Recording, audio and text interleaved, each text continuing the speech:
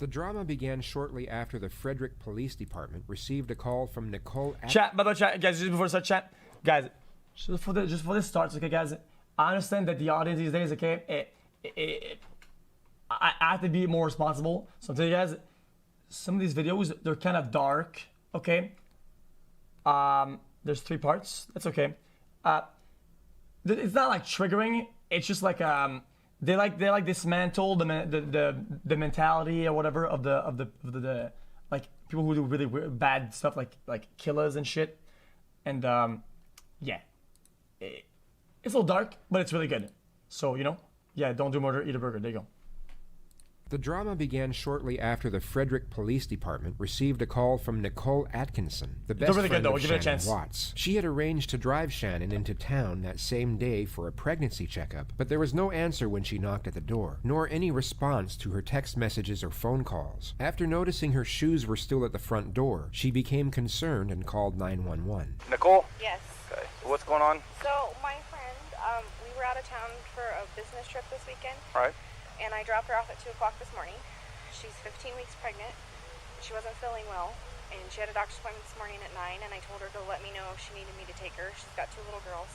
I've called, I've texted. Her car's in the garage. Her shoes she wears every single day are right in the front door. Damn, that's pretty fucking observant.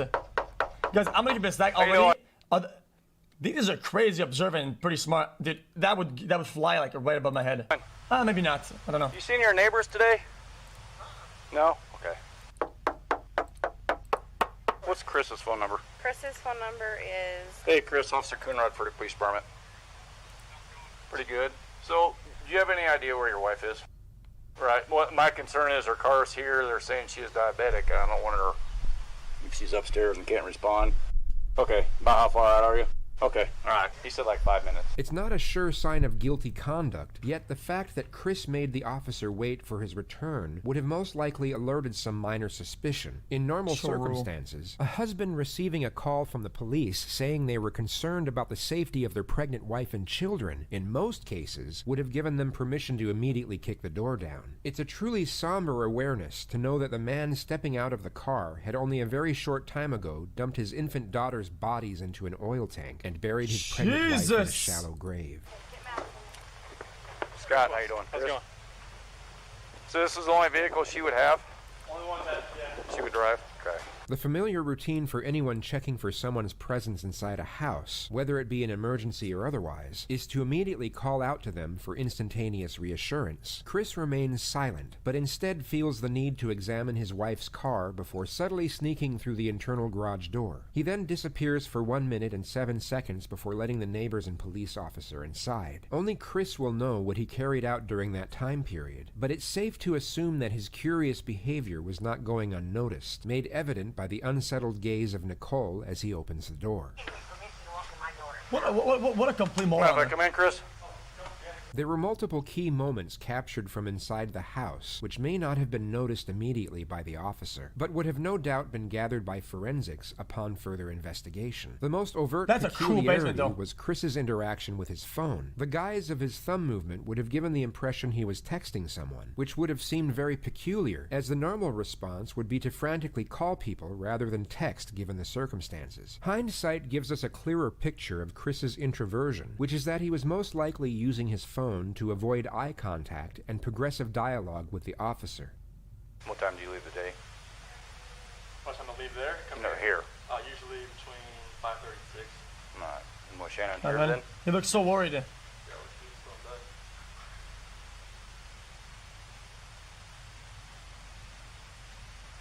Does she usually watch the kids, or you have daycare watch them? Or? She usually watches the kids if they're not at school. Okay.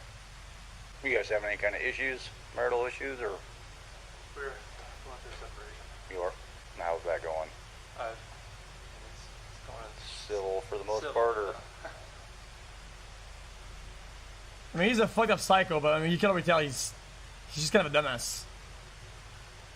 Additionally, we are presented with the subtle cues of Chris's forethought cover story, being that his wife simply ran off with the kids after a breakdown in the marriage.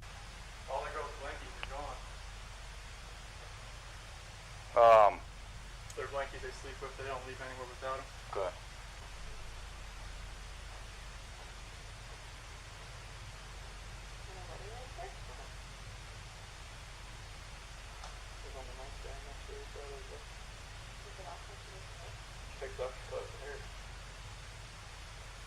The rest of Chris's conduct could be analyzed and dissected in various ways, and it would be easy Really? to pick at So certain... it's been like 30 minutes inside of the house, searching and whatnot, like a bunch of time, and that's the best he could come up with?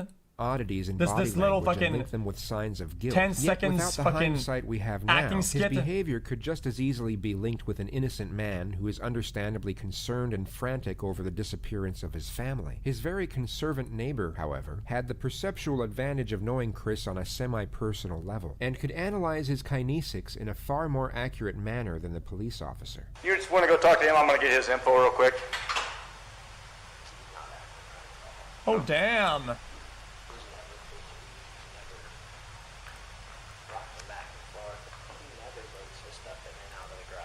Right. To be completely honest with you, my wife and I were kind of wondering when she was on vacation if something happened, because I've heard them full out screaming at each other at the top of their lungs, and he gets crazy. Does he? And that's pretty recently. Yeah. He doesn't look worried. He looks like he's trying to cover his tracks. He's normally quiet. Jesus, man. He's over here. Dude, fucking Captain Neighbor cracked the case before anybody did. 3 times what he took out, what he did, what he did, what he did. He's very. He never talks. So the fact that he's over here blabbing his mouth makes me kind of suspicious. This was just after the moment he had shown both Chris and the officer his surveillance footage of that same morning, capturing only Chris leaving the house after loading multiple unidentified things into his truck. Yeah, we can pick up cars coming this way. I get anything coming this way and making this turn. So, and usually at night I pick up the cars going to your turn. Jeez. So, unless Jeez, look at it. Look at him. Look at him. and usually at night I pick up the cars going to your turn. He's not even looking at the footage anymore. He's just looking at him like, dude. So, unless Listen. they pulled right here, but I would have caught her walking out. Although not fully incriminating, as Shannon and the kids could have left through the back entrance, this was an extremely detrimental piece of evidence, and would have no doubt been extolled by forensics and made Chris an immediate prime suspect. The following day, Chris, for some bizarre reason, agreed to be interviewed by 2 separate news stations, where he came across as extremely unimpassioned and detached from the alarming nature of the situation. Like when I got home yesterday, it was like a ghost town. Like she wasn't here, kids weren't here. I have no idea like where they went. Right now it's you got K9 units, the sheriff's department. Everybody's like they're doing their best right now to figure out like if they can get a scent. If she wasn't here, like where did she go? Like once I got here, it was like, all right, who can I call? I called her 3 times, texted her about 3 times just to say, you know, what's going on? Like if she's vanished, like I want her back so bad. I want those kids back so bad. Yeah, man. Right now, I don't even want to just like throw anything out there. Like I hope But you that just she's laugh? somewhere safe right now and with the kids. Last night, I wanted that knock on the door. I wanted to see those kids running, just barrel rush me and just give me a hug and knock me on the ground. That's why last night was just horrible. I couldn't do it. I'm hoping that somebody sees something or somebody knows something and Cool, man. comes forward. Shanann, Bella, Celeste, if you're out there, just come back. Like, Shut up. If somebody has her, just please bring her back. I need to see everybody. I need to see everybody again. This house is not complete without anybody here. What This kind of could line have of been dialogue is construed this? as shock trauma, where a person will turn numb and retreat into themselves as a means of escape. Yet the viewers watching this live from home were probably thinking what we as the retrospective audience already know. He was called in for questioning 4 hours later.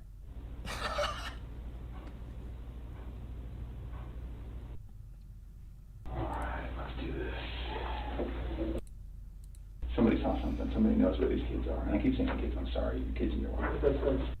I know you're going through a lot, so we're not going to keep you here all night. Oh, they know. Tell me exactly what you remember, and I'll take notes about where we can go. Okay. So this 1:48 a.m. Let me switch chairs. Okay. Oh, When they come knocking. he's squeezing him. Yikes! That means that key. One of the oldest and most commonly used techniques is for the interrogator to sit between the door and the suspect. This is for the purpose of heightening the feelings of isolation and dependence. It's an indirect subliminal message, letting Chris know that the only way out of that room is through the detective. It's an excellent tool for stripping away confidence, thus increasing the telling signs and body language when information is fabricated. 4 a.m., that's when my alarm goes off for work, and I'm just get dressed, brush my teeth, everything I do upstairs. Okay. About 4:15, that's when I get back, slide right into bed next to her. Chad, this is huge, right? Because he can't like lean to the right or look to the right. The only thing he can do, if he's gonna lean or look somewhere, it's towards the other dude. And start having a conversation. he has to play his cards way better. Having putting the house up for sale and talking about it. Like actually proceeding with the separation. Okay. And obviously it gets pretty emotional, like we're talking about, like we felt the disconnection was there, like falling out of love, and trying to stay together, maybe just for the kids' sake, but we're realizing that doing like our homework, it's not, most of the time that's not gonna work. Yeah. Yeah, like my family's missing. Like I think they died. Like I want them back. I opened the garage door and we went inside the house and looked everywhere. Shanann, Bella, and Celeste, nowhere to be found. Shanann's wedding ring's on her nightstand, her phone's still on the couch, her purse is still there, the medicine for the kids is still there, the car seats are still there, and there's no sign of them anywhere. Okay. K9 unit news show up, police take information, he goes to bed. I was just hoping that, left all the lights on in the house, I was hoping that I'd get a knock on the door, but Yeah, nothing back. happened. Yeah, but nothing happened. What do you think happened? At Ooh. first, I really thought maybe she was just at somebody's house, just decompressing. What's going on, Steve? Yeah, but after today, like with That's the first, onslaught of all the cars, all the police cars, all the news, all the K9 units, it's making me lean the other direction about someone took her. Okay. But it's just, if someone took her, it would have to have been someone she knew. Because there's no sign of anything like being disturbed, broken. Mm-hmm. Oh wow. Like, that's the way I'm leaning now. At first I thought for real she was just decompressing somewhere. I thought she was safe. Mm-hmm. Even though everything in the house was left there. But now it's just, after the day with the news crews and everything, it feels Yeah, more man. the other Good one. direction. And it's Decompressing, he freaking says. me out.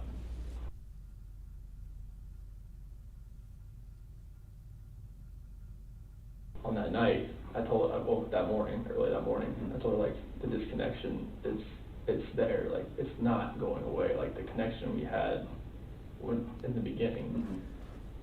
it's not there anymore. It's like, I don't feel like the love we have is there anymore. Okay.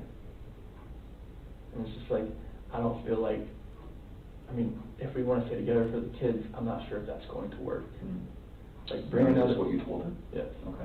Like, having another baby bring us into this relationship, do you think this is going to work Mm-hmm. with us being together? Or separation, I think, is going to be the best possible route for us. And that's when like all the crying and everything proceeded. And it was very hard just to talk about that. Mm-hmm. But I needed to do it face to face. Okay. And I needed to see her face, like, while I did it. I couldn't text, phone, whatever. I needed to be face to face and be able to see her and know that she was going to be at least reciprocating back to me. Oh. What did she say? She said that she wanted to kind of work on it, Mm-hmm. but if that's the way I was feeling, then she respects that.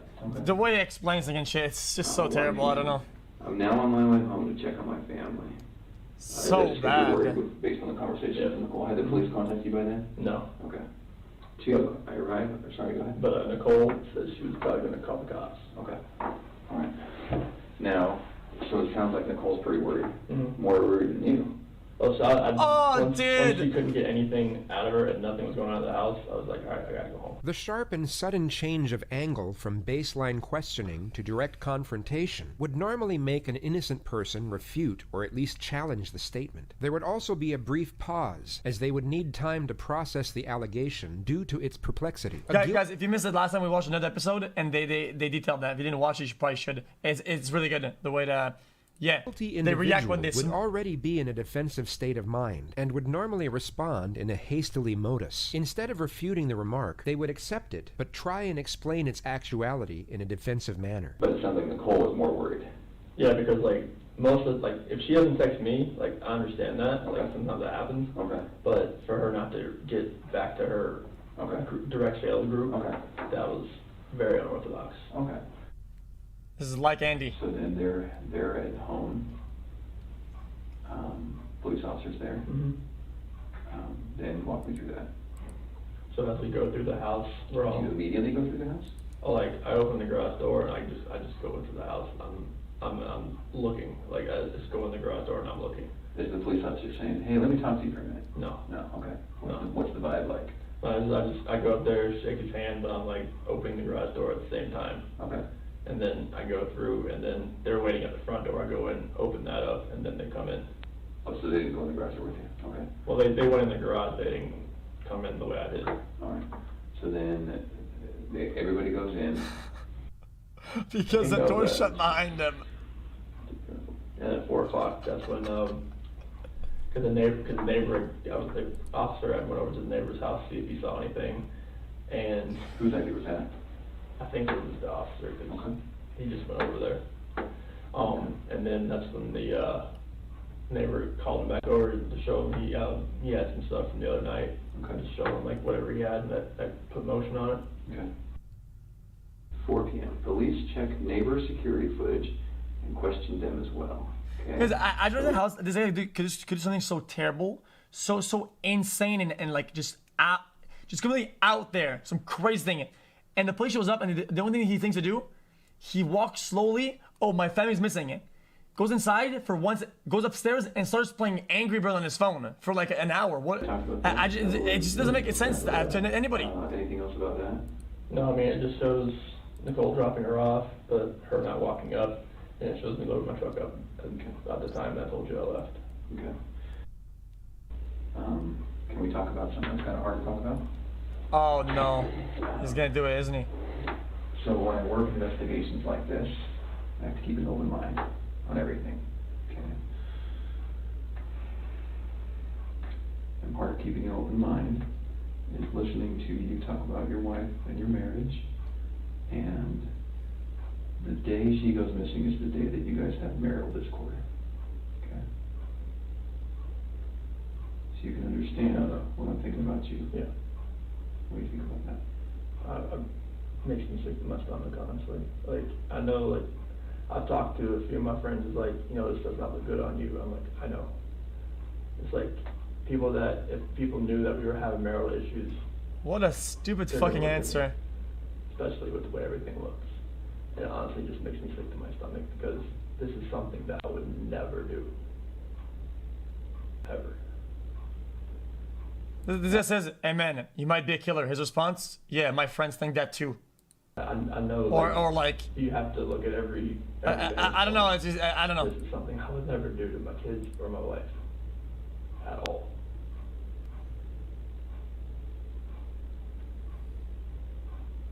This is what is known as the pause technique. After the suspect answers a question, the interrogator will remain silent while maintaining eye contact. This physical demeanor gives off the subtle cue that he expects more information to be divulged and may already know more than the suspect realizes.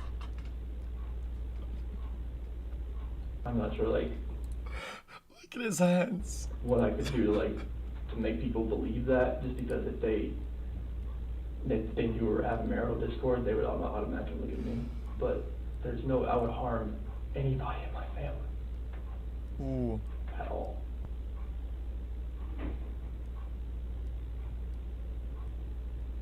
Said it while breathing out. He's still stalling him out. Discord, and we had that conversation that morning, and then she goes, we have no idea where she is, or the kids. He's not gonna do it again. I promise you that I had nothing to do with any of that.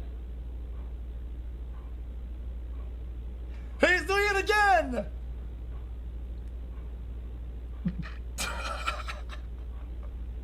Are you telling me the truth? I'm sorry. Absolute truth. Why should I believe you?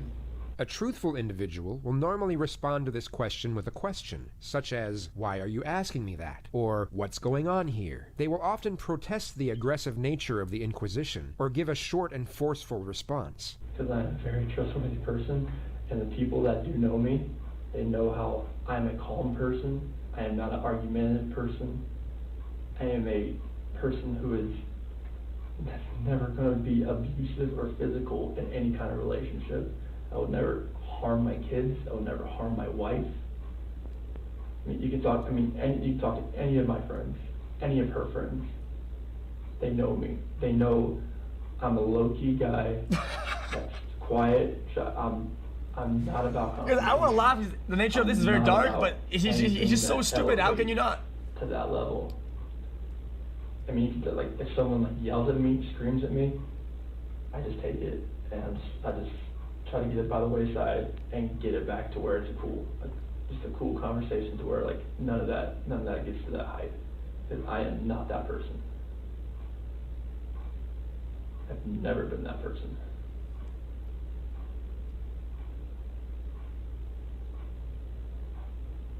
He's doing it again. I cannot believe it. Okay. Would you take a polygraph? Sure. Okay. Ooh. Let's take a little break. If he's that bad at lying, no shot he passes Come that. back in here, because I have a lot more questions for you. How you feeling? Looking at that picture, Chat, can't you technically train against a polygraph if you train yourself to act or kind of fabricate a weird feeling in questions that are going to be truthful and wrongful? So whenever you get questions, you can just randomize it, and so they can't make a pattern of what it looks like when you're being truthful and wrongful or whatever, or when you're lying. So then they can't establish a pattern. Yeah, okay. Makes sense. God. Yes, it's not admissible in court, but it helps them. Celeste, she's rampage. She's always the one that's gung ho. She's always the one that's just like, she's off. She's either go or sleep. She's always the one growling. She's always been. She's a tiger. Bella, she's the calm, the mothering one. She's the one that's always, you okay? You okay? You fine? Okay. She's just the sweetest little girl. She's the one that favors me more, and Celeste is the one that favors Shanann more. This is so disgusting.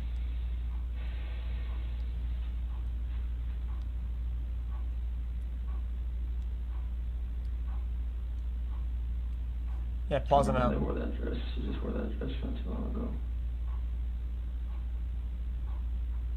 Not a button in the back of it, so I could get her pajamas on. She's like, "No, Daddy, button. I got button. I got button." And Bella loves those spaghetti strap dresses. She likes long dresses. This guy's buying none of this bullshit. She was a girly girl. Ooh!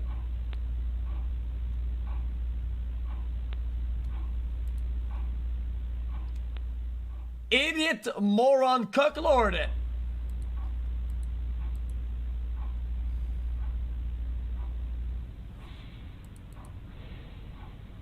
I'm gonna find him, right? I need your help. Guys, I want to say I don't understand, because obviously these are like psycho Andes, but at the same time, it's even if I don't, why the kids though? It literally doesn't make any sense though. Like it makes absolutely no sense. They didn't ask for any of this shit. They can't even have an opinion. And if they did, they're not old enough to understand that their actions or thoughts thoroughly. They're literally somebody to these actions completely unrelated. When we find the guy who took him, what do you think we should do?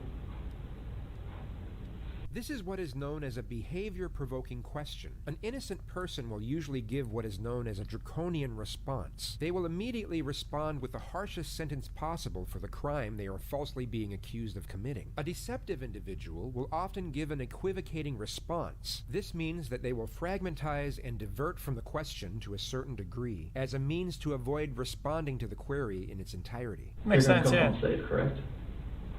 When you find the guy. When we find the guy, they're gonna come home.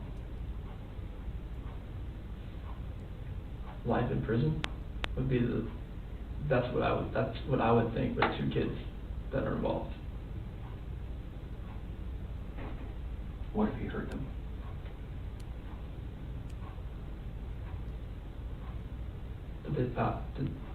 I'm not sure if like that penalty is even used. Is it used in Colorado? I'm not even sure. What is? The death penalty.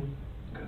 I mean, like, if these kids are not alive, like, there's nothing you could do to cope with that, to make me cope with that, if those kids are not okay. Okay. Can we keep talking about some complicated things? Sure. Some things that are gonna make you uncomfortable? No, that's fine. Okay. You've done very good in talking to me about this really hard conversation you guys had, okay? Very good. That's sometimes hard. And I understand why sometimes someone in your position says, That is pure doesn't evil for wanna sure. tell me about that. Because please go help me find my kids, and you don't need to know about my marriage argument, okay? So I gotta say, you've done very good at that. And I need you to keep doing that. So I need to ask you about Dude, your marriage. he's and, rolling him. Infidelity. Sure. Okay, tell me about it. I have never cheated on my wife, Okay. and I fully suspect she has never done that to me. Oh, okay. The interrogator was already aware that Chris was cheating on his wife with a woman by the name of Nicole Kessinger. He had handed over his phone earlier on this interview for what he thought was for the purpose of going through his and his wife's mutual contacts to look for potential suspects. Judging by Chris's bold-faced denial, it's safe to assume he deleted all of his correspondence with Nicole beforehand. Yet he was most likely unaware that the FBI have programs that can recover every single piece of digital exchange sent from a device, even long after it's deleted. Highly trained investigator over here, right? I see pictures of you from a few years ago, Mm-hmm. and I see you standing before me now. Okay, you've gotten pretty fit. Okay. You can imagine when guys start cheating or want to cheat, that's what happens. Yes. So tell me about it. But I did not cheat on my wife. Okay. What do I do to help you walk out of this room and not look like the person who's responsible? You have to trust me. I had nothing to do with this act of like evil cruelty, whatever has happened here. Because my love for these 2 girls and my wife, like, I don't want anything to happen to them. Guys, at this point, they can literally just keep talking, and this guy is going to give one small point here, there, at the moment, and he's gonna draw the entire picture of what happened, how he did it, and where they're at. Literally, what is it, the 5th time they gave them a hint of what happened? I've never wanted anything to happen to them. No matter if me and my wife separate or not, or divorce or anything. That's the point. I never wish harm on anybody, on a human being in general. Okay. Like, just seeing that picture, like, I want them just to run through that front door and just grab me, or just just tackle me, knock me to the floor, bust my head up, I don't care. The amount of love I have for my family is exponential, and it's never gonna die. And I want them back. Okay. I have to have them back.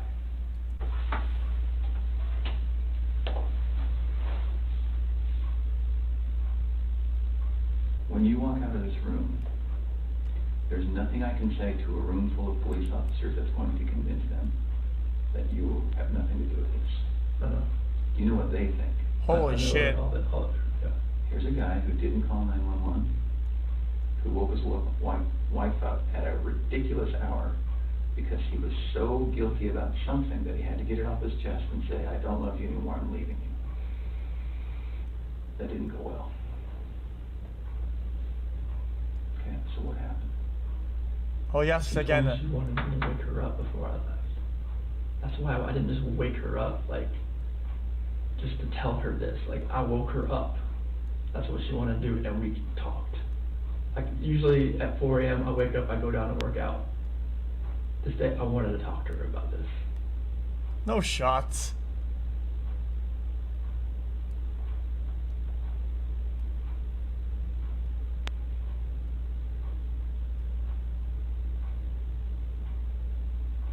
He's gonna do it.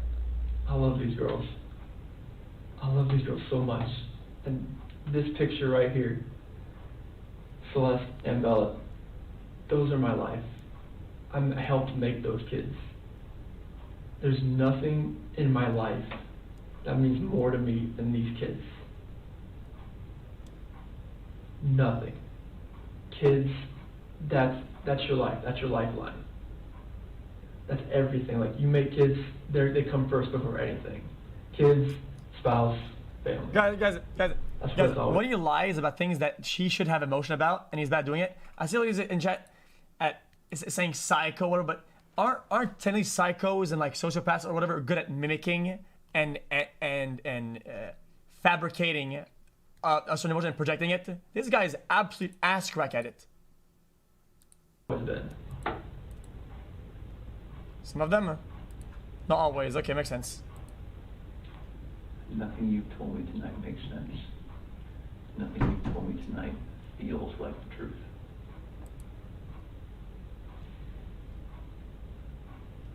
Can we start over? Sure. Tonight's been pretty intense, I can imagine. How are you feeling? There's a metric. Right, makes sense. I've slept like 2 hours last night, so I'm like running on empty right now, but I know, I can see it. So why don't I do this? I'm sure you don't mind if we take a break for the night. I'm sure that you are feeling some of the pressure from me. Okay?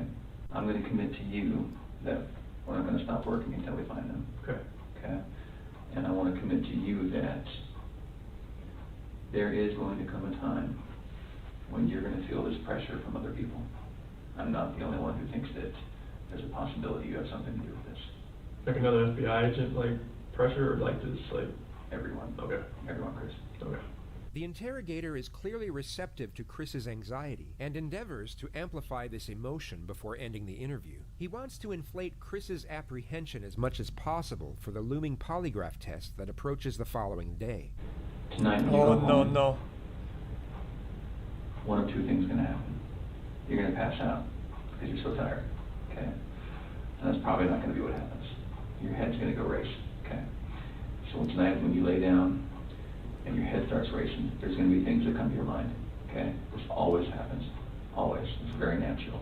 You're going to say, I wonder why he asked me that. Okay? You're going to say, screw him. How dare he accuse me? Okay? You're going to say, I wonder if they thought of this. Okay? And then you're going to say, I probably should have told him something, or this, or that. Okay? Those are the most common things. Damn. When those thoughts come to your head, I want you to call me. And those are beautiful kids. Those kids have a good dad, and I know it. I just see the picture, it's on my phone. Yeah. It's a better one, but it's just, I'm sorry too, but it's,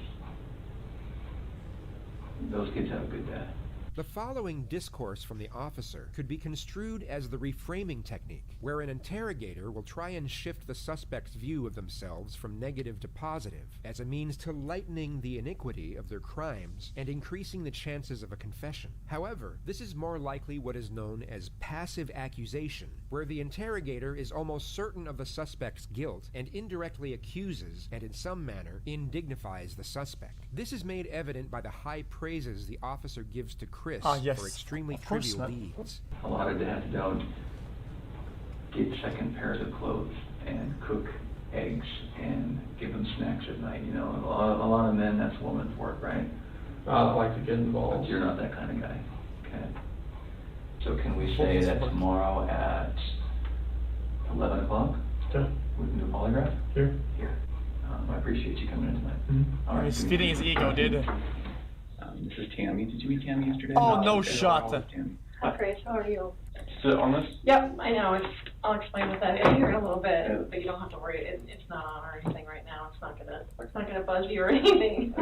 Obviously, honestly, you're probably nervous about taking today's test. Honestly, I would think something is wrong with you if you weren't nervous about coming in here to take a polygraph.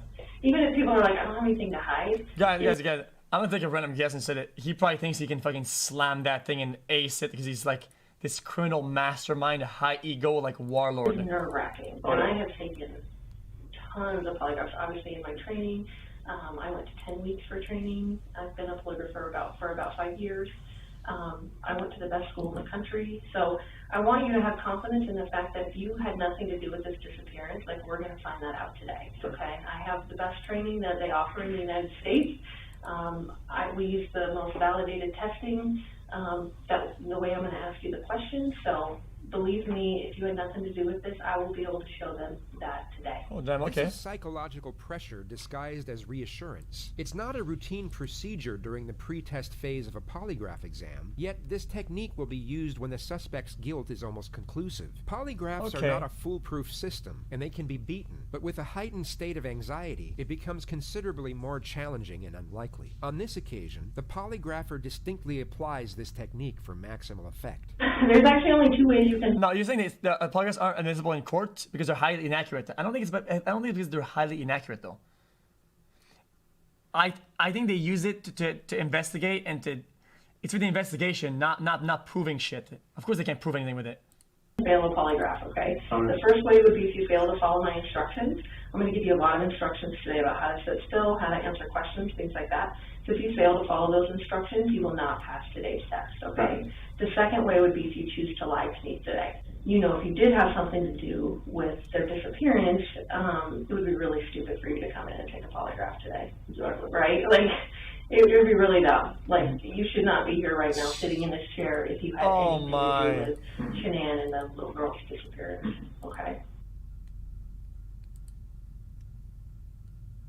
But yeah, everything flourished from there. Like in 2011, I proposed to her over in Ocean Isle Beach. Yeah, and she was just sitting there crying with a little picture notice, and she recorded it. It was an amazing day just to see that. And then she left.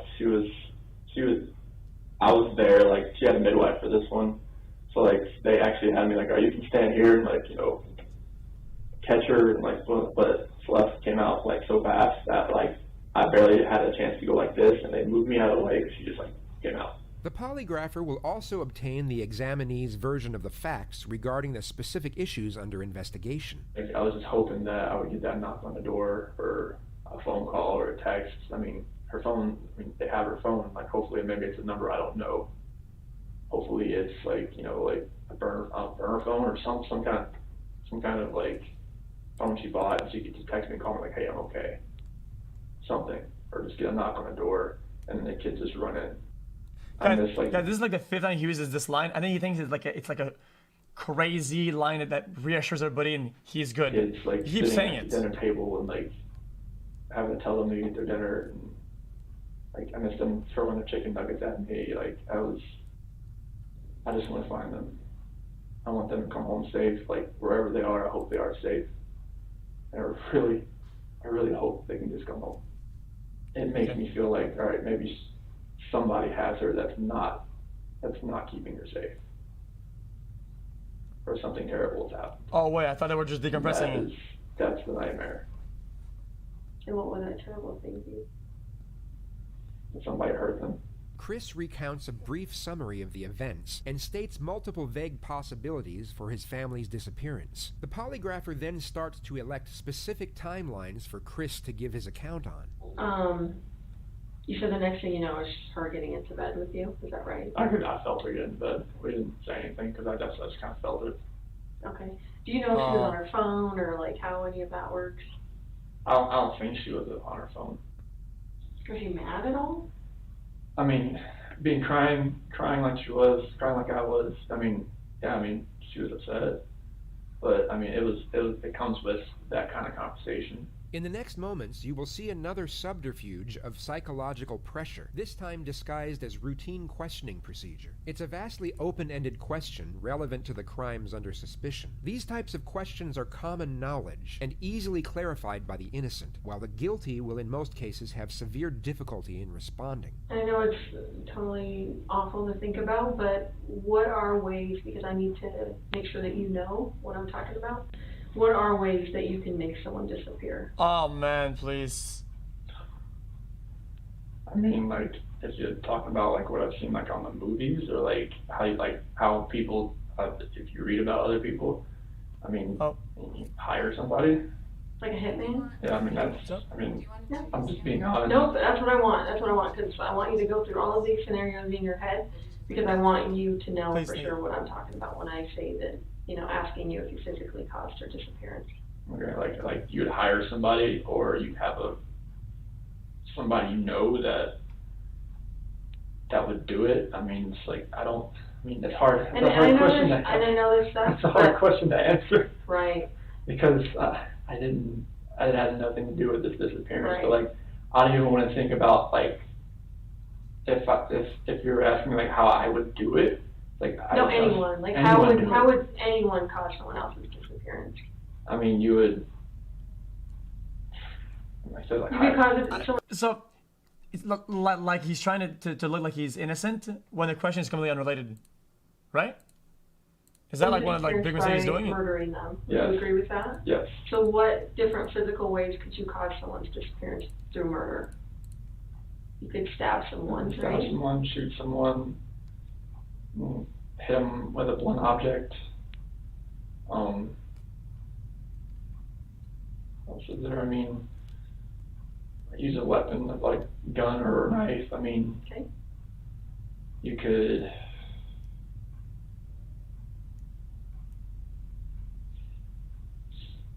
You could smother someone. You could strangle someone. Hang someone. I mean, yeah, you can. All that kind of things. I mean, it's hard to even think about that kind of stuff right now. Mm-hmm. So you could strangle someone. You could drown someone. Yeah. You could shock someone to death. You could burn someone alive. Jesus.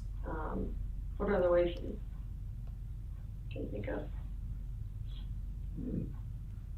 As far as like lure them into a trap, I guess. What do you mean? What? Like, like have somebody waiting like around the corner and like, hey. Sure.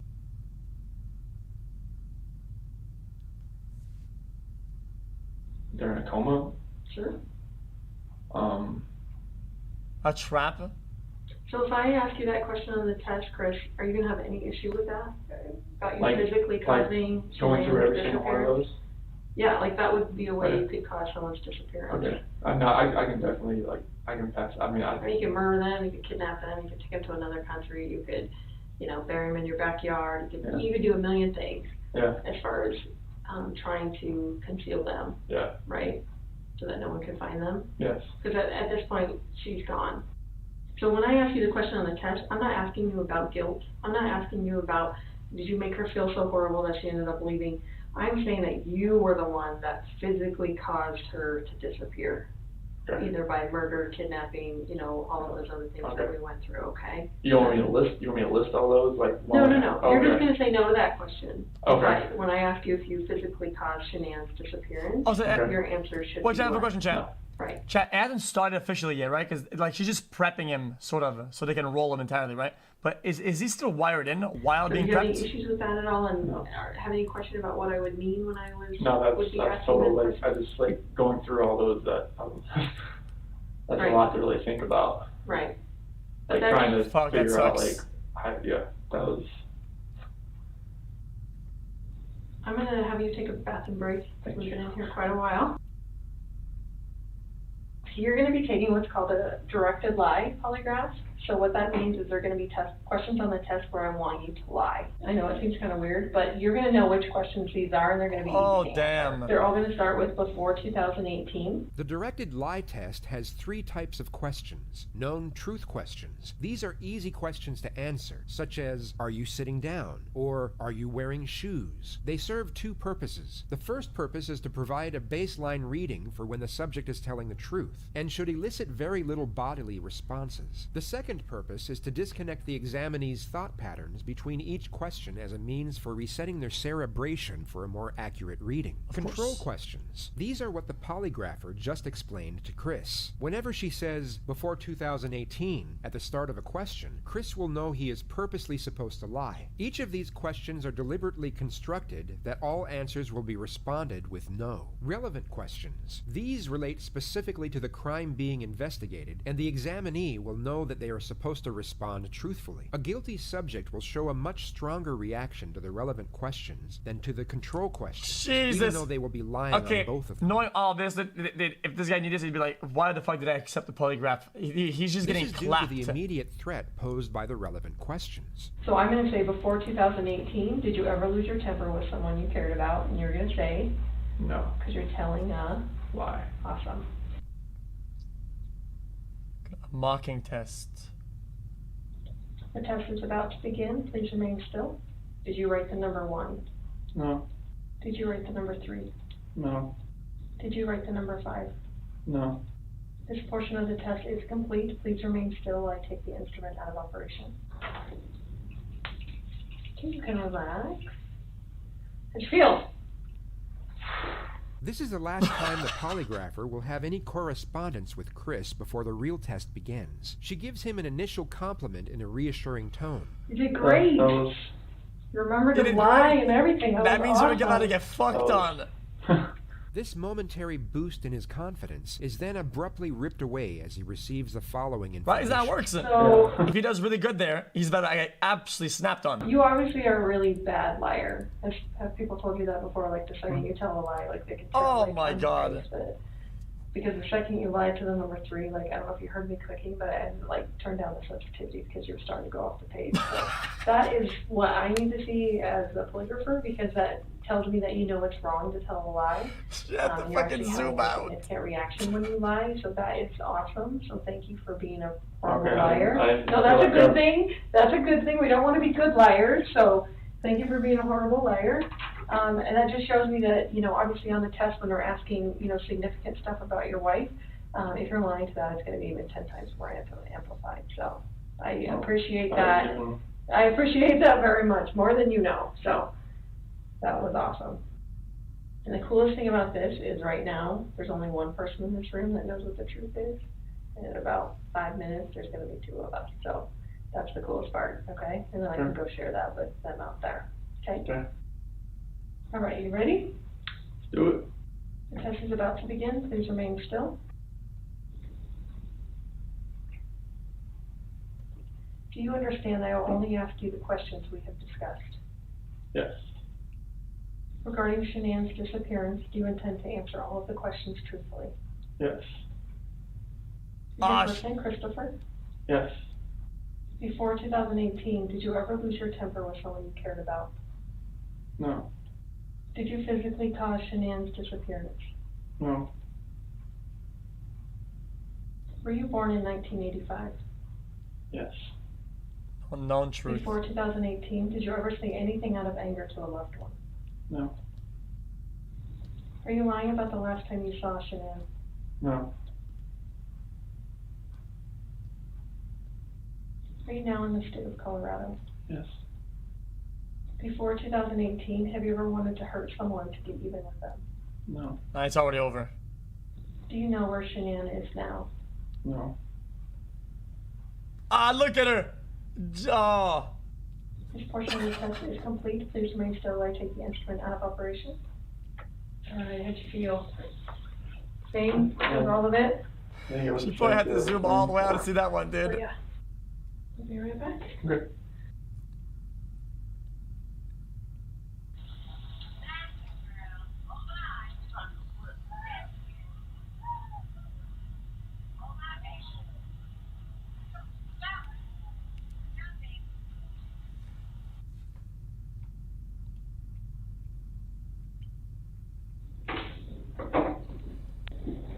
gosh, I did forget part of it, didn't I?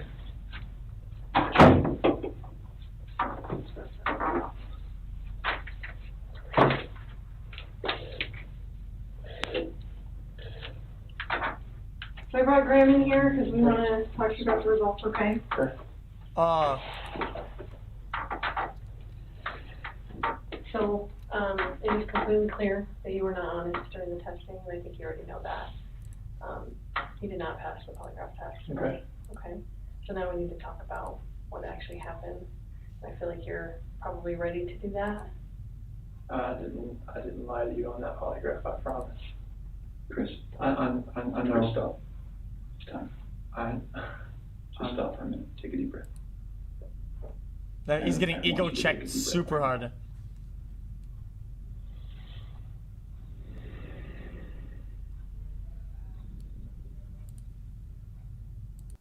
Oh, he confesses, this moron.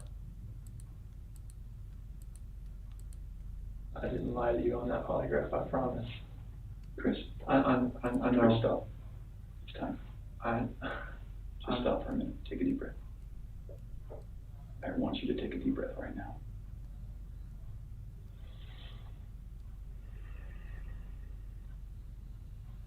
There's a reason you feel sick to your stomach. And when people hold stuff inside, it makes you physically ill. And I can just tell on your face, I could tell from the second you walked in that you were wanting to just come clean and just be done with this. This is a technique known as social exchange, an interpersonal persuasion strategy in which the interrogator provides the suspect with a psychological reward in return for the information they need. In this case, she's trying to convince Chris that the alleviation of mental weight is a worthy trade for a confession. She does this in a manner that protects his self-esteem by giving him appreciative reinforcements. And I appreciate that because you knew sitting down in that chair that you weren't going to pass today. Yes. And you knew I was going to find out because I told you that. And then you continued to stay knowing that you could, Look at her at the posture. end, say, you know what? I just need to get this off my chest. Everything that I've told you, I did not lie on this polygraph. Look at I her don't know face. how much I could tell you right now, like, I did not. It's I not know. even an option right now I because know. you did not pass the I polygraph, so know. I know you were being deceptive. So that's not even an issue right now. The issue Guys, right she's just now like, is motherfucker, dude, I got a PhD in this shit, you fucking moron. Stop what it. happened to Shanann, Bella, and Celeste. The following tactic is called the futility technique, a building block to induce a sense in a suspect that any resistance on behalf of their cause is futile due to the overwhelming evidence against them. This was PhD, I'm just kidding. obviously It's not just- the case, as polygraphs are not admissible evidence, and Chris was in fact still free to leave at this point. That's the issue right now. Okay. Okay, so let's talk about that. I've- I know you want to tell us. I can see it in your face. Holding this lie in is going to do nothing for you. I know this. Like, Okay. I'm not, like, trying to, like, cover things up, like... Yeah, but you kind of are because it's normal. This is no longer an interview to collect information. The steps of asking questions and receiving answers is over, and the interrogators are now in the process of leading the suspect into a state of mental exhaustion. The detectives will attentively watch for denials and stop them before they can be voiced. Letting the suspect deny his guilt will only increase his confidence and prolong his cerebral stamina. Normal people would do that. Normal people that make a mistake initially are going to go, I don't know what you're talking about. I didn't do anything. That's normal. I would expect that. That's a natural reaction that someone's going to initially lie about something like that and then eventually tell the truth. So this is your eventually telling the truth time. This is where the rubber meets the road, Chris. Oh, this is the car dealership Like, strat. don't let this continue any longer, please. I'm not trying to make anything continue. Like, I want them back home, like...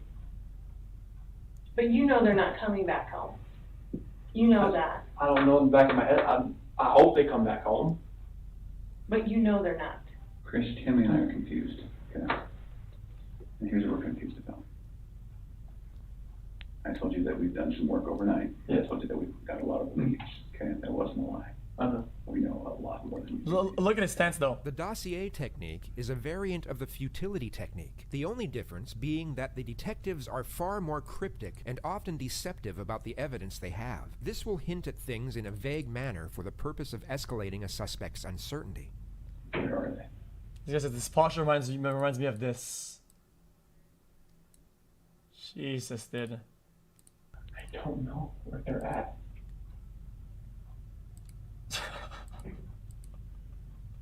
Honestly, I do not know where they are at. If I could have my babies back home right now, I would. I want them back. I want everybody back. That is the God's honest truth. Although the detectives want to intensify Chris's psychological stress levels, they do not want him to become reactively agitated, as this could lead him to objecting and resisting every step of the way, and the interrogation will never get off the ground. It also significantly increases the chances of him requesting legal counsel and ending the interrogation outright. This elicits the interrogator to change approach and utilize what is known as the ego-up technique, where the detective will build on the self-respect of the suspect through positive reinforcement. It is very surprising to me, and it warms my heart that you're the type of dad who can pack a bag in the morning, and you know just what to put in there, and you know just what to put in there as a backup in case they have an accident, okay? You know what the clothes to put in there, you know what they have for breakfast, you know what they have for a snack, and a dinner, and a nighttime snack. You can tell me the book you read to your daughters, okay? I know you love them, but you are here today lying about something else. So we need to talk about that, okay? About your daughter. I know. Shut up. Very good. I saw her, took my breath away, and I'd never thought in a million years that could happen. I know. I never felt that way about anybody in my lifetime. Mm-hmm. I'm not proud of it. She accused me of it. I denied it. I cheated on her, and I feel horrible for it. Like, she was pregnant, and it was. I don't want to. I didn't hurt her. You're doing a good job. This is the Chris that I knew would come out today. This is the Chris who tells the truth because you're a truth teller. I don't think this girl did anything to hurt anybody. When you leave her out of it, okay, get back to your wife and your daughters. Okay. Where are they? That I do not know. That was what I was holding back. Like, I didn't know, like, what I did. I know. Chris, in the interview today, you weren't asked about infidelity. You were asked about... I was holding back from last night. That's not why you failed today. That's not how that works. Here's the challenge that we have. We knew about Nikki, and so we didn't need to ask you about her in the polygraph. We just didn't need to, because we knew, okay? And so that's why we didn't ask you, because we already knew the answer, okay? We're very, very worried about your daughters and your wife. I am too. This should have been the happiest time of your marriage. Okay? You and Shanann. This should have been the happiest time. She's making a little money. She's making good money. You're making great money. You both have a job. You have beautiful kids. You have a beautiful house. You're in Colorado. Clean air, good people. Okay? And on top of that, you look pretty good now. You're pretty fit. Okay? Ego. This should have been a time in your marriage where you guys were happy and thriving and productive. Okay? And I believe that Shanann's the reason none of that happened. This is called the how and why solution, a technique that allows the suspect to admit a lesser act and blame the victims, while at the same time minimizing the crime and motivations of his actions. I believe that she's a controlling person. Maybe doesn't listen to you as much as she should. I think that she can do whatever she wants and you can't. Okay? I think if you were to go to a restaurant, she would order whatever the hell she wants. And as soon as you order a nice steak, she says, whoa, buddy, that's because you're a good person. And I think that she started on the path to leave the marriage. Okay? It's ironic that we're talking about you and Nikki. I think that she was the one who started on that path first. What do you think about that? I wouldn't have thought about Okay. The other thing I think is interesting is, even though she is that type of person that's controlling, doesn't listen, doesn't Yeah, he's getting clapped. is walking away from her kids, He doesn't know here yet. you are defending her. Because to your core, you want to take care of the people you love. Okay. And that's the reason why We want to give you an opportunity today to just help us find them, okay? Chris, right now your dad's outside. He flew across the country to help you, okay? You're lying to him.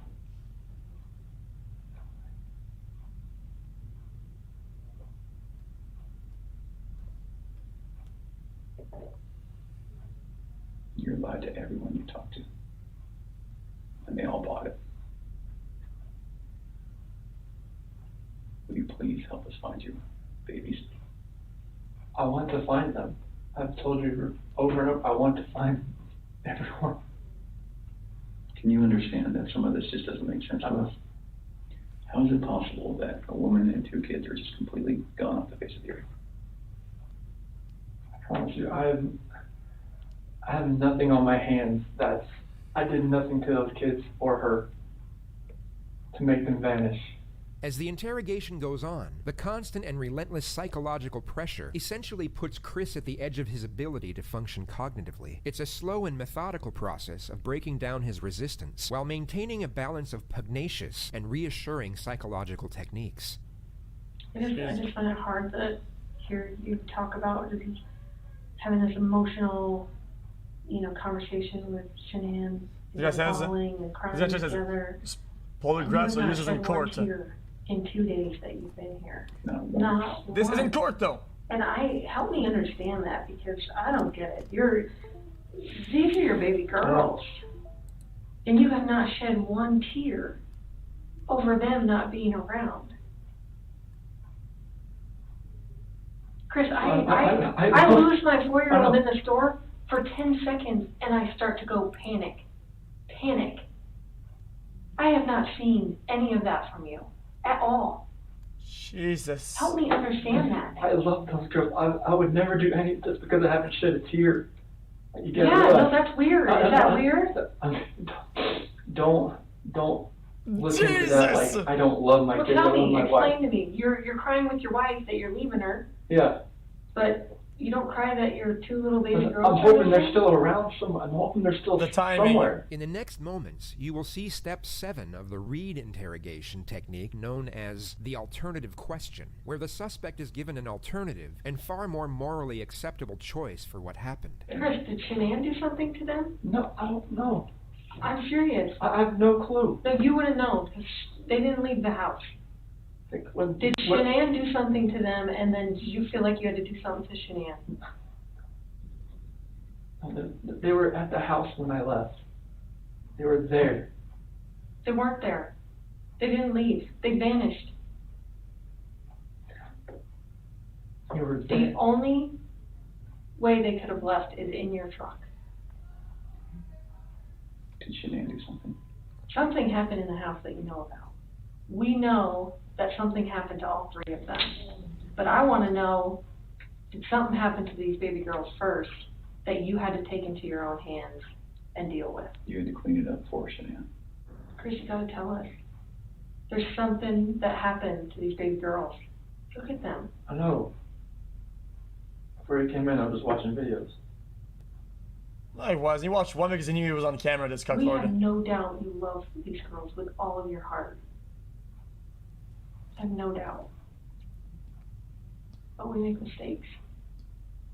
That's okay. It's what we do with those mistakes that make us who we are.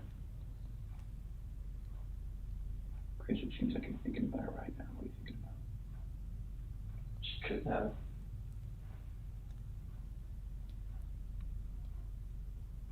I feel like you cleaned up for her. Okay. I feel like that's the type of guy that you are. Chris, this is a weight that's going to be on you for the rest of your life until we resolve it tonight. Unless we can talk about this more tonight, it's going to follow you forever. I promise you, when you start talking to us, you will feel better. Chris, we're giving you a lifeline right now. You need to take it. You need to reach out and take it. Chris, you took them out of the house with their blankets and their animals. That's because you cared. That's what a caring dad does. And you either cleaned up after Shanann or you made the mistake and I mean, I want to believe that maybe Shanann did it and you felt compelled to fix this so Shanann didn't look bad. That's what I want to believe. But I don't know, you're not telling me that, so it makes me think the worst. Like, did you do that to all three of them? I did Like, not do anything to these kids.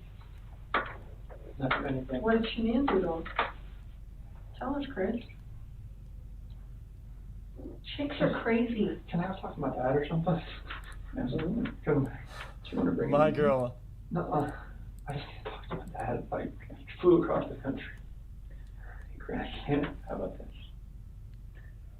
If we brought your dad in here, would you please tell him what happened? And you need to realize that your dad is not going to stop loving you no matter what you tell him. You are his child, and he will not stop loving you. Holy shit, the irony. There. Ever. And this is not the last chapter in anyone's story at all. Okay. Hey, Chris, we're going to let you have however much time you need, okay? Sure. You can leave us in there or no? Yes. Okay. What's going on with me, or? And it's, polygraph. Failed it. Yeah, because there's Too much emotions. it's. Anything else you want to tell me? What's going on? Oh, damn, he knows, man. Poor dad did. When we had that conversation that morning, it was emotional and told her about separation and everything like that. Mm-hmm. Wait a minute. Guys, is this a strategy? Did they like show them everything and show them all the evidence or whatever, and so they kind of like loaded them and they're putting them into the room? And even though it's like a harmless interaction, sort of, this is like this is pinching him really hard. What happened after that? I mean, I was downstairs.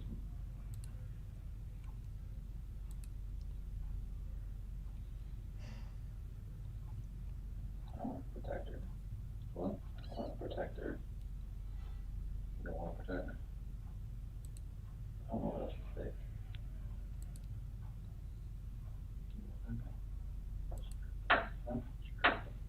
She hurt him?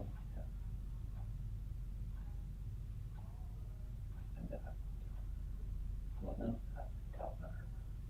You hurt her?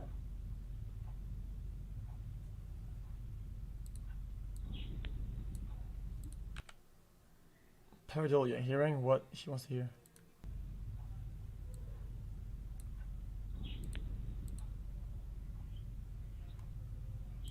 One, just smell it. Or choking. I didn't hear. That makes no sense at all, though. It came back up. They were gone. Talking about separation and everything about she lost. I don't know like what else to say, but I freaked out.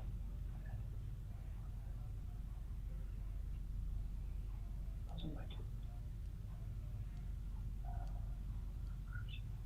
I heard like a little Wait.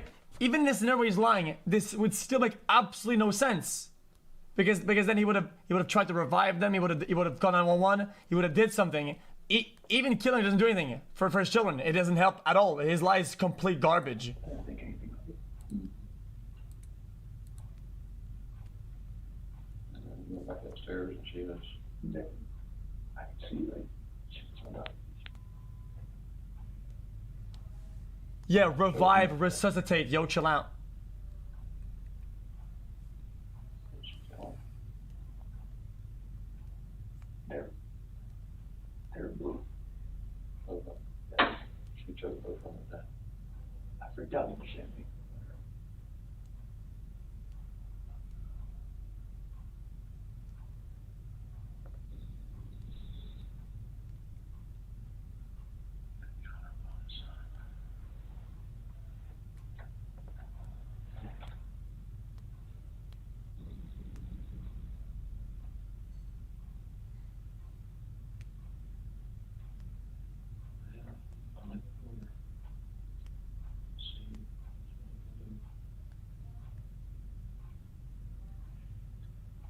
range.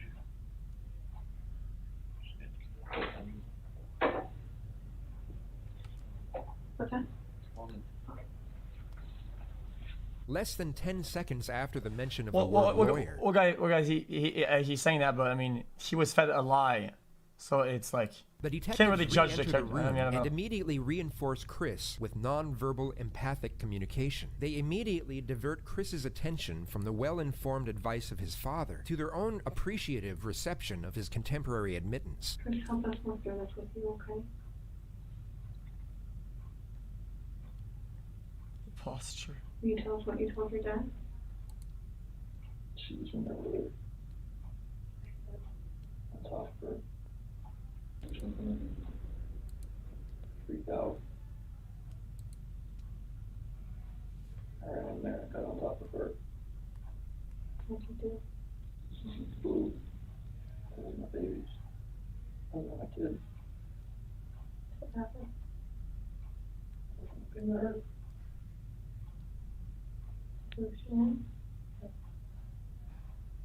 Although not the full avowal they are pursuing, Chris has still confessed partly to the crimes, and they now have one foot in the door. He is no longer free to leave. The interrogation now returns to a non-suggestive process, where the detectives will collect further information, where they will not contaminate with excessive or direct input. I have no idea what's going on. I'm shaking. Both my kids are blue and they're gone. So horrible for what I did. I mean, It's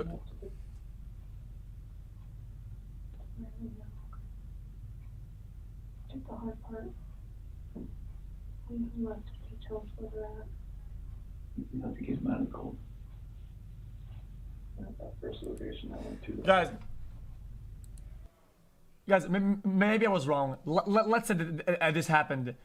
Could he still possibly, with the right equipment or technique, resuscitate them, whatever? If that's gonna be a story. Let's say that was what happened. I know. No. I didn't know what to fucking do. Like none of this made sense. Why would she hurt my fucking girls? I'm sorry. I know. I know you are. Saying they were dead. No, he was saying that she was on top of them. That's his fake story bullshit idiot, right? Even if that was the case, if they, yeah, it is so dark to talk about. It's like, Where'd you put him? Put him out there. In the truck. Did Shanann fight back at all? When you did that? The rage that I had after seeing that, not much. I didn't know what else to do. I know, so tell me what you did. I know. I didn't know what else to do. I was so scared. I know. It's like my wife just did this, and I just did that. What do I do? Right. You were in a tough spot. I was like, what can you do, right? Sometimes your body just kind of takes over and... I mean, this guy's pure evil, but thank God he's stupid. We're gonna help them get out of there. Chris, I know they're gone, but they're still your babies, and you're still their dad. And you don't want them out there. I don't want them out there. And you don't want someone else to find them out there. You don't, I promise you. You give us a second so we can kind of get some things arranged. You do that? What the fuck is this?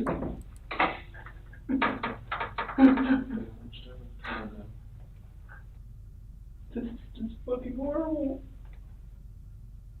I've always said she was an unstable person, but I never thought that in a million years that could happen. Why did this happen to me? Well, why did this happen to those two little girls?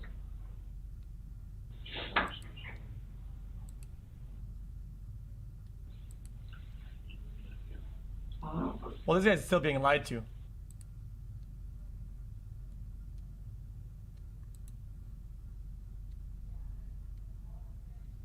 That's like on the old news anytime soon. No, not tonight.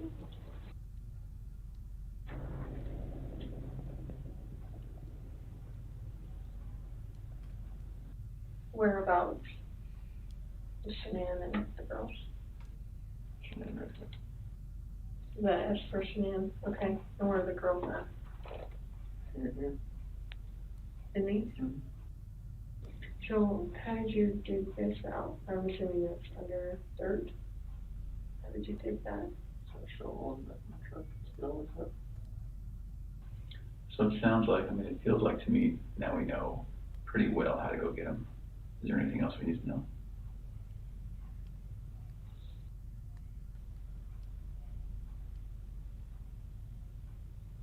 What do you think of that, Chris? Let my family down. Let my dad down, let my mom, sister, nephew, nieces, friends, co-workers.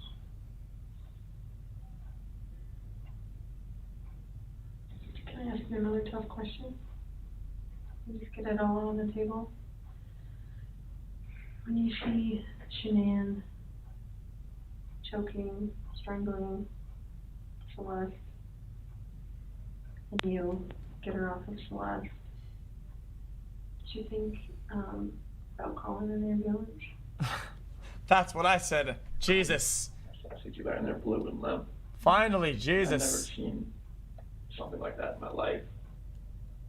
I mean, she just like lay over, like nothing was moving at all, no gasp of breath. She was totally just blue. After the baseline information of Chris's version of events is gathered, he is now locked into an alibi and What, is this guy some like medical doctor genius? Does he know that Blue is dead or that, dude, if you really care about what's happening, it doesn't matter. You just call for ambulance, you call for help or whatever. line It doesn't of matter. affairs that forensics will subsequently examine and dissect in ways You don't so think they can nah, I won't call an ambulance because I saw in a movie this color means that, like, no, use it dude. against him. The tone of the interrogation then reverts back from information gathering to a confrontational nature. So Chris, doing this job for a long time. I know. I know a lot about psychology and as far as like what people are thinking. Most parents will never even want to fathom that their kid is dead. Even if their kid's stiff, blue in bed, I mean stiff like been dead all night, they still call an ambulance to see if someone can revive their child. And when the ambulance gets there and they're like, gosh, their kid's been dead all night, like there's nothing we can do. And the parents are like, why are you not doing something? What are you talking about? So that's what we're used to. So that's why I want you to explain to me like what was going on in your head and The rage I felt for what she did, it just took over. I would hate for Shanann to get a bad rap if she didn't have anything to do with it. You know, it's not fair. I know. It's not fair. There is no technical term for this approach, yet it's a clear attempt by the detective to interconnect to the suspect's sense of morality, which is always under the assumption that they have any. Like enough bad stuff has happened. Like we need to stop the bad stuff from happening. So you want to tell us the truth? That is true. So you're good with the public knowing that Shanann killed her daughters? I did not hurt these girls. Are you okay with the public knowing that Shanann? Yes, because I did not hurt these girls. Chris, I'm not sure what to do. Oh, Are damn. you sure Shanann didn't catch you in? No, my God, no. Don't get mad, but what it looks like is that you found a new life, and the only way to get that new life was to get rid of the old life. And I think that you killed these girls before their mom came home, and then killed Shanann. That looks so good. Who did that? Me. Oh my That's God, what thank we're kind you. of left, that's what we have to believe, because it just doesn't make sense. I mean, to her point, if I walked in and my kid was decapitated, I'd call an ambulance, right? So Knowing there's no hope. it just doesn't make sense. It just doesn't add up. So either you're this Okay, I'll show you guys.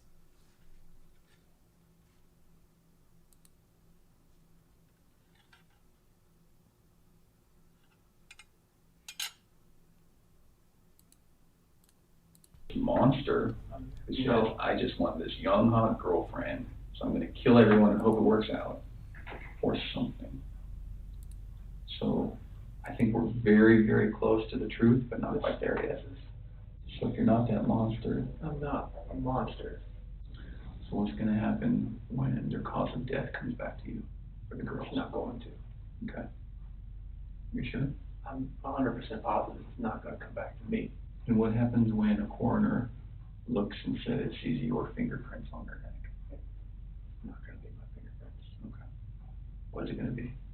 It's going to be shenanigans. Why take their bodies out of the house and bury them? I was scared. I didn't know what else to do. Okay. Nothing was gonna, I didn't know what to do. Yeah. I honestly didn't know what to do. Scared of what? Scared of what everything was gonna look like. My 2 babies were gone, Mm-hmm. and I just did that to my wife. And I was the only one left in the house. What do you expect is gonna happen? Yeah. It did look bad, right? It looked, I mean, this was a nightmare. Yeah. Okay.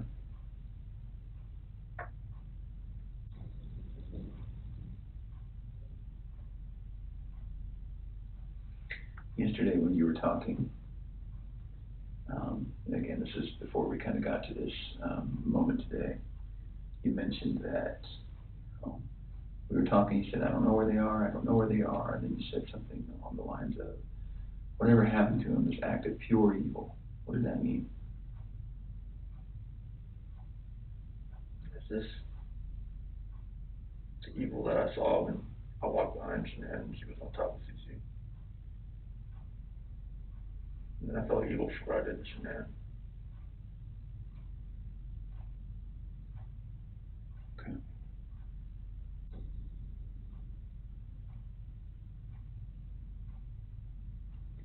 So after we look at their bodies, we're gonna have a lot more questions. Things are gonna be different then, but if you're willing, we'd love to talk to you then too. Now that we know what we know, we're going to, I need to check that you don't have any weapons on you or anything like that. Do you have any weapons on you? Okay. We'll do that. We'll go to the bathroom. I'm not gonna go in the stall with you, but I'm gonna go in. He's done so. And then we'll come right back here and we'll make a decision about how the rest of the night goes. All right, so you might stand it up so I can check it.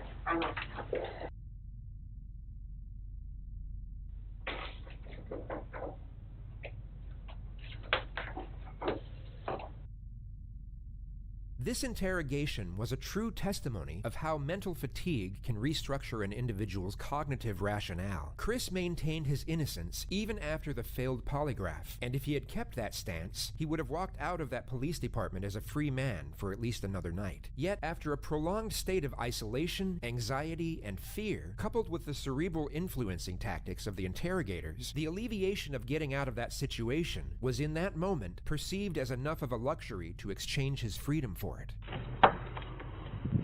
Chris, don't stand up for me. I'm going to have you face that wall. Lift up your hands.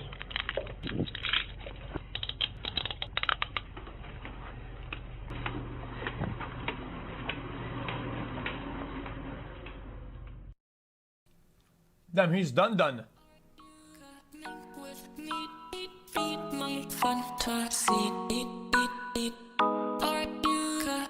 with me? Feed my fantasy.